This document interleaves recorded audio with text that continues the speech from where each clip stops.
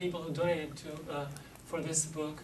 That has been a great help for me, because without your help I would not have been able to publish this book today. Before I start the presentation, I would like to start actually with 2 poems. And then I have a friend here that I was telling someone I probably have the poetic line, but I do not have the poetic voice. That's my problem. And I was thinking, who do I invite to be here with us? And I thought of Clarence, who we went to school together, and he's a singer and he's very talented. So I would like him to read 2 poems for us. Thank you, Clarence. A hidden treasure. Walking the earth, I climbed the mountains, searching in caves and holes in the ground, scanning the waters and the ocean basins, looking for clues that would lead to a treasure, the treasure of the future. As I decide to rest, taking a deep breath, then suddenly remember what Rumi had said. If you want to find the greatest treasure, don't look outside, look inside. Fear of failure. We all fear, sometimes, this Byzantine life that threatens us every day with failure. Therefore, most of us act weak in face of it because the others tell us to. I believe that to be nothing more than a hegemonic myth that can't make me change my course away from the bright future waiting ahead. However, a great teacher said, our greatest glory is not in never falling, but in rising every time we fall. I'm sure most of you want to know, and I'm sure a lot of you know about it. Kosovo, the youngest country in the world today. Yes. And yeah, like you see over there in the map, sometimes you just can't even find it because it's so small, the size of Connecticut, population 2 million. But we became a country, and its birthday is next month. Kosovo's birthday, and this is, on the top there is the new flag of Kosovo. We used to share the flag with Albania, but today we have our own flag, and we have our own institutions and everything. So the history of Kosovo, of course, and that's what led me to write about the first book and the second book, some of the things that were going on, and then things that I went through and things that I wanted to achieve throughout this time.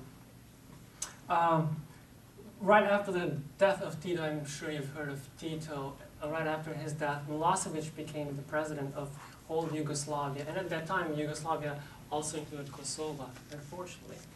And for us, for the Albanian people, that was a disaster, because we knew who Milosevic was. And he said, on his first days, he said, "This is my country, Kosovo is my country." And think about it, Kosovo is 90% Albanians, 6% Serbs. He took over and he said, "This is my country." And Milosevic was a Serbian dictator. And of course, Albanians were not happy about it, and that's when we started protesting every single day. And then blood all over, of course, because the more they protested, the Serbs, the more they would react to these kind of things. And but Albanians were determined. These are the years, the 1990s, when Albanians started, we need to do something for our country, because if we just stay quiet, Milosevic is gonna take over, because he was populating the area with Serbs from Bosnia and Serbia and Montenegro.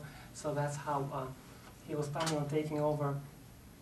One of the first things that affected me also, as a student, we lost, right after this regime, right when this regime was applied to Kosovo, we couldn't speak our own language. My language is Albanian. We were not allowed to in our own country. You could speak Albanian at home, but not outside, because you were Albanian. That's what, you didn't deserve to speak a language. You just stay quiet. That's how we were treated. Jobs. 99% of our people lost their jobs, including my father. He lost his job, and he said, "What am I going to do?"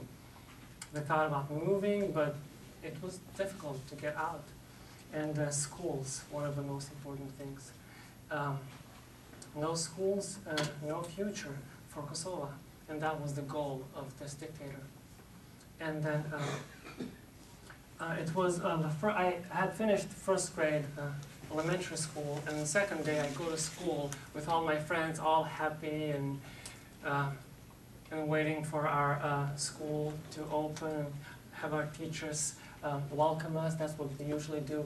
But that day, it was September 1992, when out of the school came Serbian soldiers with their guns and saying to scaring the kids and saying, "You all go home. This school is not for you. You're Albanians. You do not deserve education." And I was one of them that day. And so that's when we started, you know, as children, of course, going home and crying. And but there was no solution. There were no answers to our questions why that was happening. So even that was happening.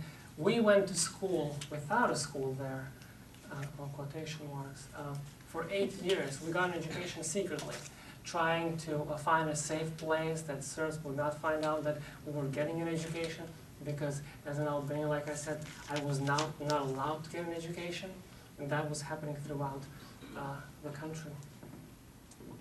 Excuse me. And the picture is taken somewhere else, but that's what we did also, if the place was safe.